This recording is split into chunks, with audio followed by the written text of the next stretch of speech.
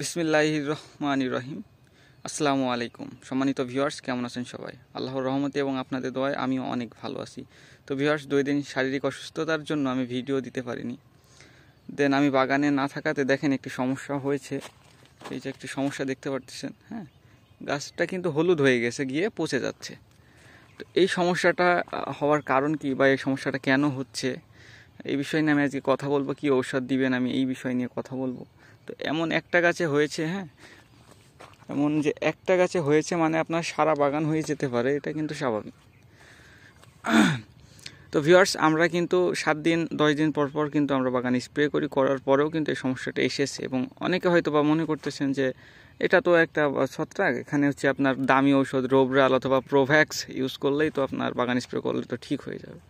সম্মানিত ভিউয়ার্স, এমনটি কখনোই হবে না, হ্যাঁ, কারণ আমরা 7 দিন এবং 10 দিন পর পর আমরা বাগান স্প্রে করে যাই বা করে যাচ্ছি। তারপরেও যে এই সমস্যাটি এসেছে মূলত রোদ এবং কিছু সমস্যার কারণে এসেছে। তো এই সমস্যা যাদের বাগানে এসেছে তারা কি করবেন, তাদের করণীয় কি? প্রথমে আপনারা যদি আজকেই যদি বাগানে গিয়ে দেখেন যে আপনার বাগানে এমন হলদেটে ভাব হয়ে পচে যাচ্ছে কান্দা, তাহলে আপনারা প্রথমে টিসি ট্যাবলেট, অথবা এটা দোকানে গিয়ে বলবেন টিসি ট্যাবলেট, এটা হচ্ছে 3 টাকা পিস নিবে। এটা ঔষধের দোকানে, মানে মানব দেহের ঔষধের দোকানে যাবেন।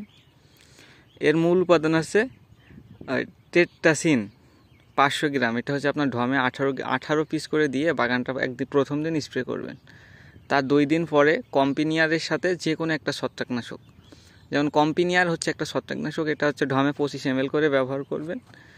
আর যে কোনো একটা ছত্রাকনাশক হতে পারে, ভালো একটা ছত্রাকনাশক সাথে দিয়ে দিবেন পরিমিত পরিমাণে, দিয়ে সারা বাগান জুড়ে স্প্রে করবেন। গোড়া থেকে আগা পর্যন্ত একবারে ভিজা স্প্রে করবেন।